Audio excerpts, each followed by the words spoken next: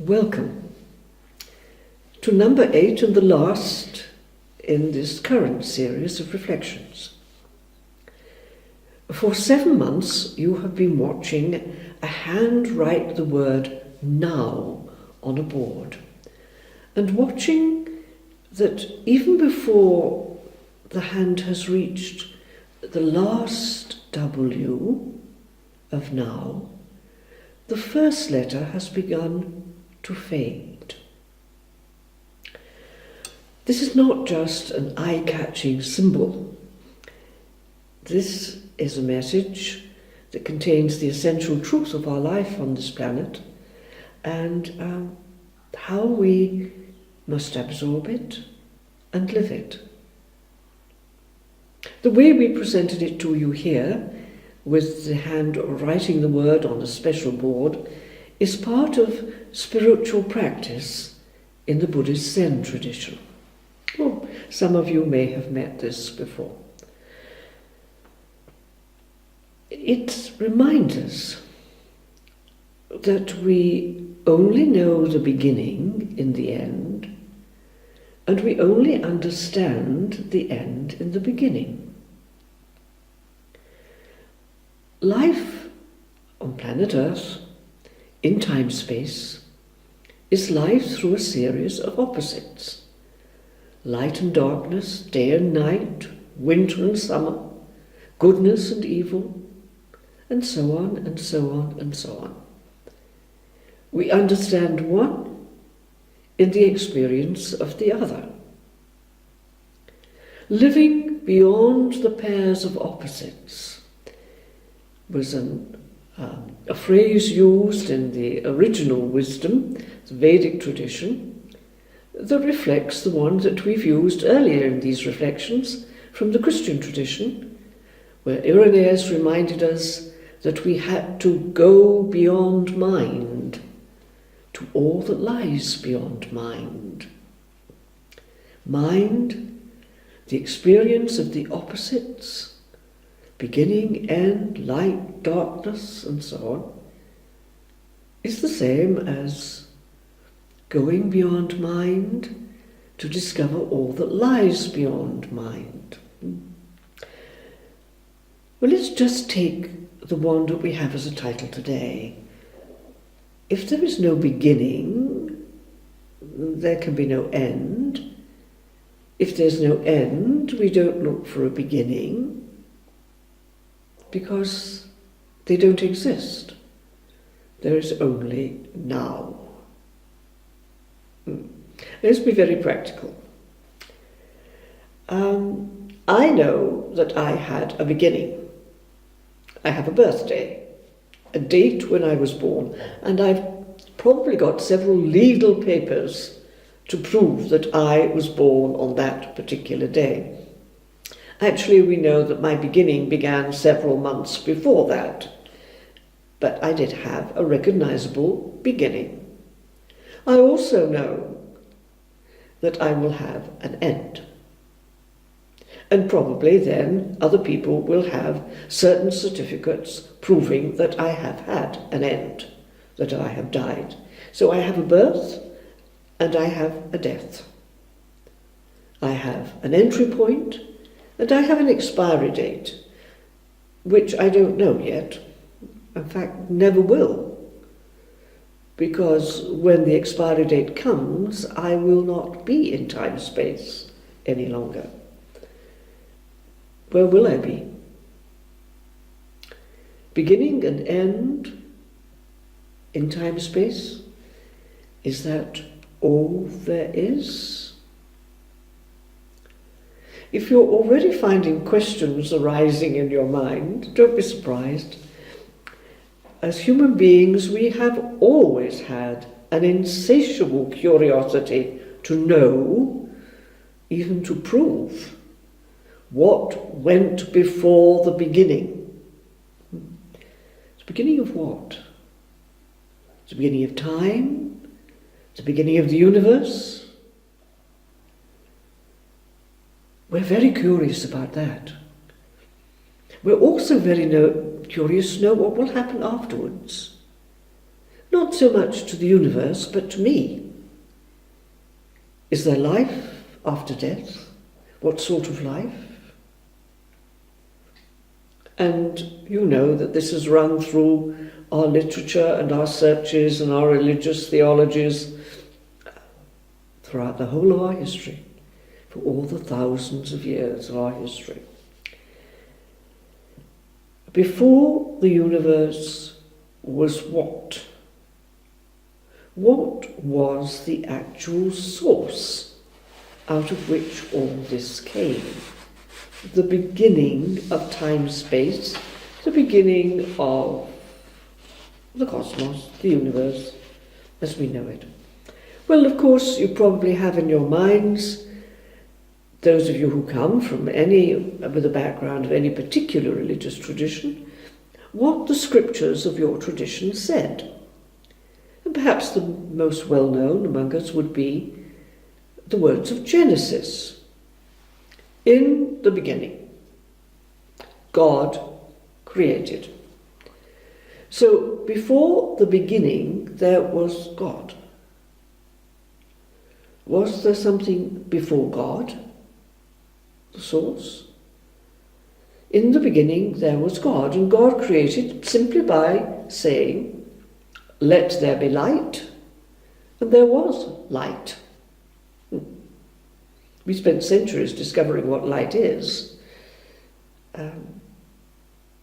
When you get to the New Testament scriptures, the first three books, Matthew, Mark and Luke, are not really concerned with the beginning. They don't go any further than the beginning of the life of Jesus of Nazareth. John refers back to Genesis. In the beginning was the Word, the Logos. The Logos was with God, so God always was there before the beginning, and so on. We're probably most familiar with those scriptures, but for those of us who are interested, the older scriptures, the Vedic tradition, says things rather differently, has the same questions. Human nature still has the same questions.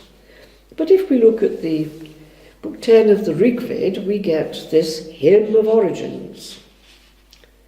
At first, there was neither being nor non-being. Nothing. There was no death and no deathlessness. Of night and day there was not any sign. So the pairs of opposites did not exist. So there was nothing. But we can't understand nothing without something. Emptiness without fullness. Our minds really come up against a difficulty. And they are meant to. What does the Rig Veda go on to say about that out of which everything came? The one without a second, the one that alone is, was, the one beyond, that one breathed without breath. By its own impulse, there was nothing else.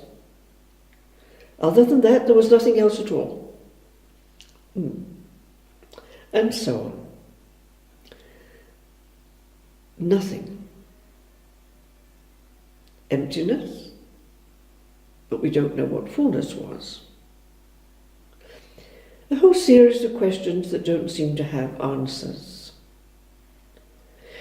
The wisdom of the Veda goes on in different descriptions and attitudes and images, but then comes to this, a straightforward question to us.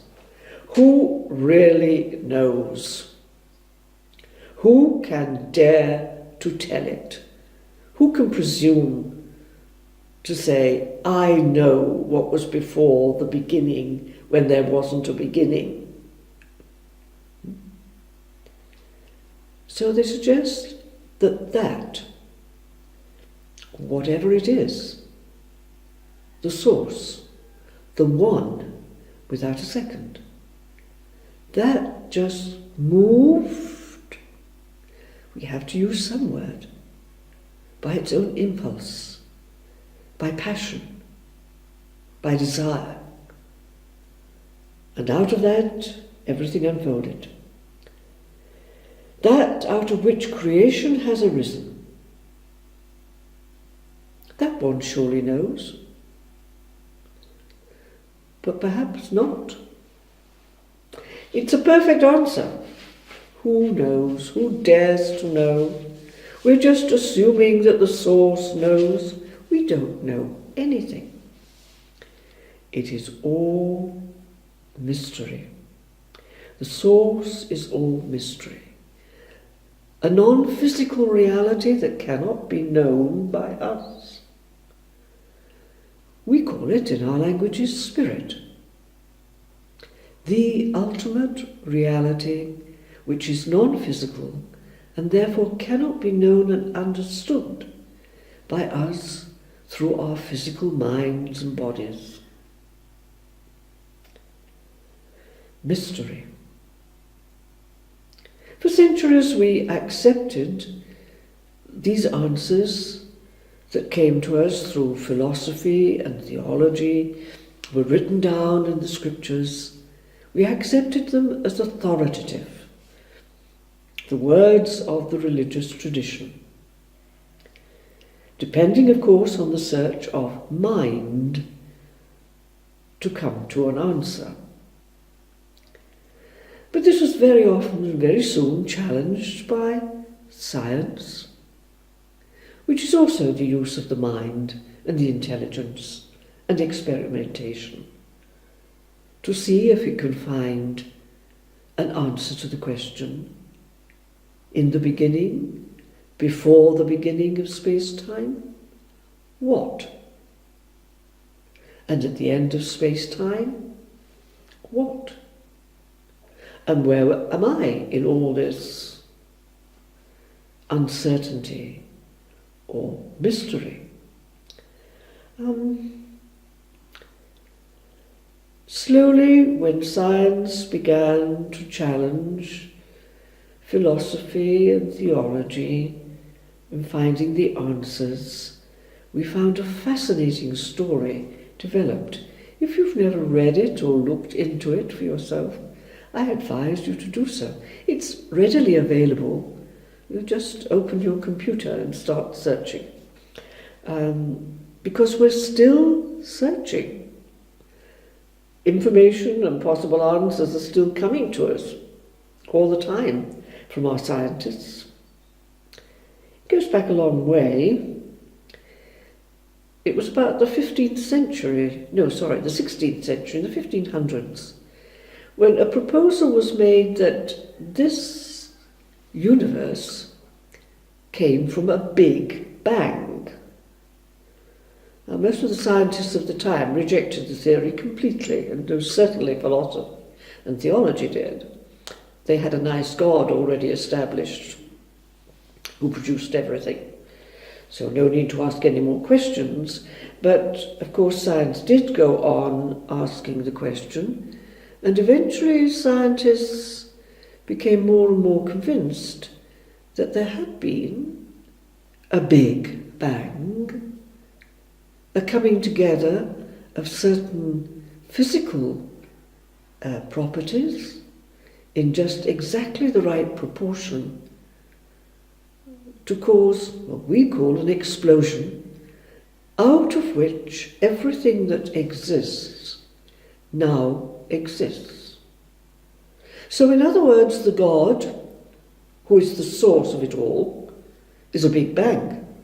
And it's still going on. That's very interesting. For many years, from the 16th century, when we first discovered or created the telescope, which told us, among other things, that the idea we had of the vastness of this cosmos was just too small. When the telescope was first turned towards the night sky and the stars that were visible to our eyes, they exploded into an enormity that we found incredible, we also discovered something else round about the same time. Watching the orbit of planets, that our Earth was not the centre of the whole of the universe. And so on, and so on, and so on. Slowly, the searchings of science and the searchings of theology began to form more of a partnership.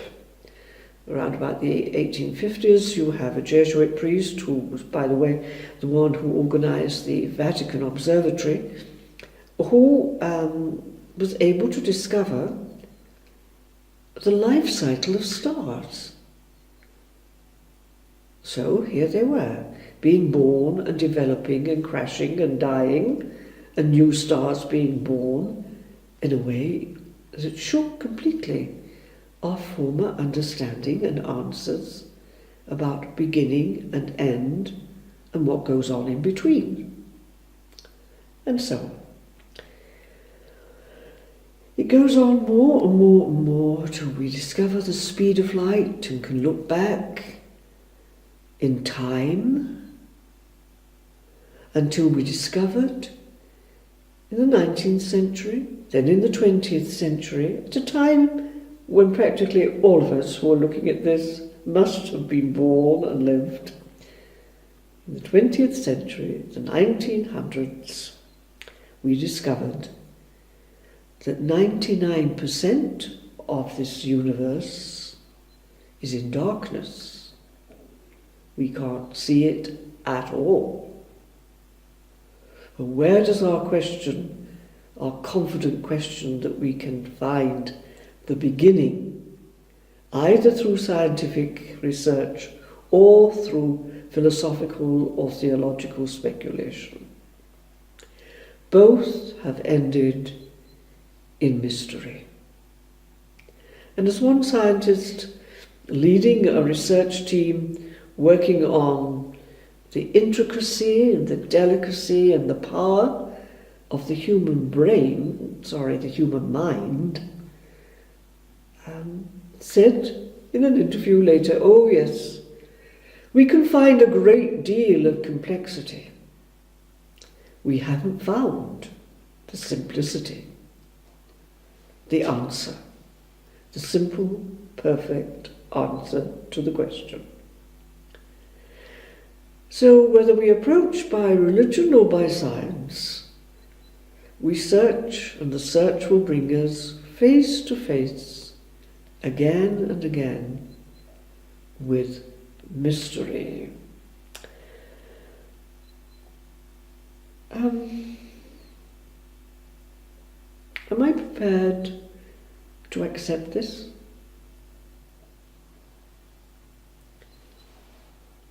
Well, if we remember that we have had in every tradition, and we've reflected on this before, in every tradition and in every culture, those who have claimed to have experienced the mystery, not with the mind, no, not with the body power senses, no,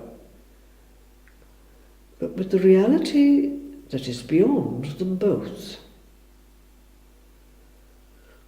The mystery which is the source, which is non-physical, which is the one without a second. God is the more familiar word we use, but that God is spirit and God is. And we can know God, we can experience God, not with the mind or the body senses and psychic powers, but directly spirit to spirit.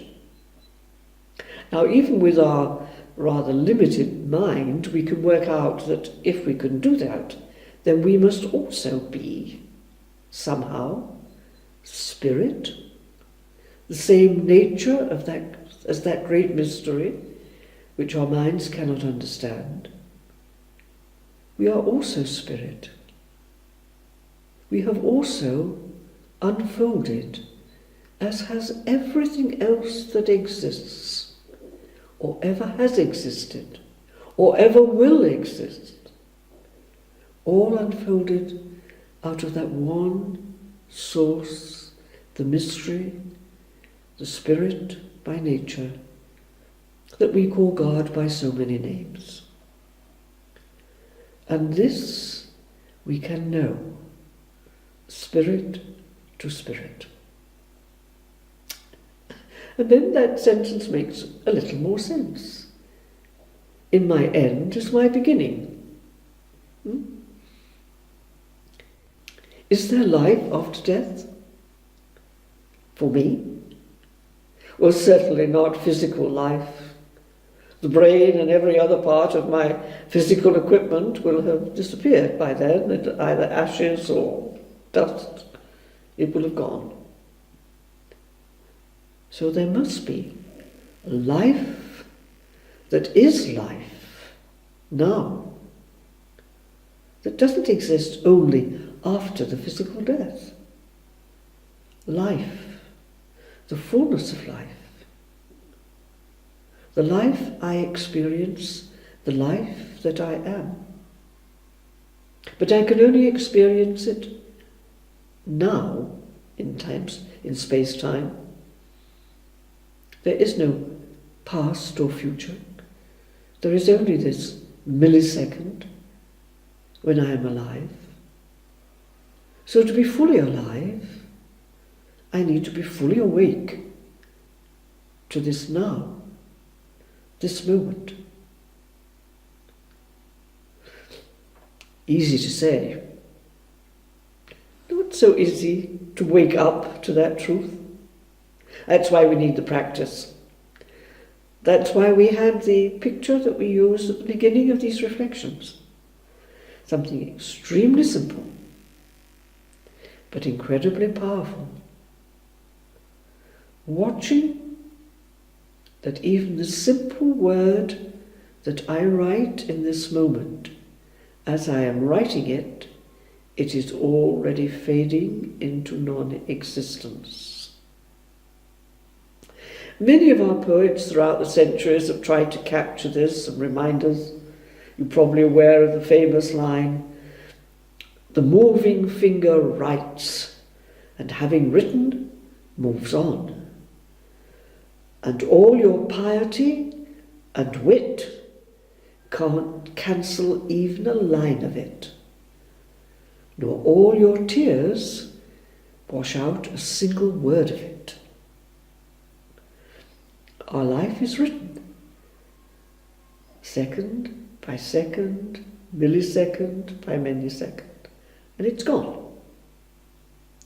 But I am fully alive, with the life that is not time-bound.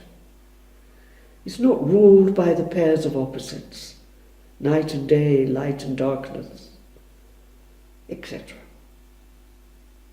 To wake up to my true life now is to be truly alive.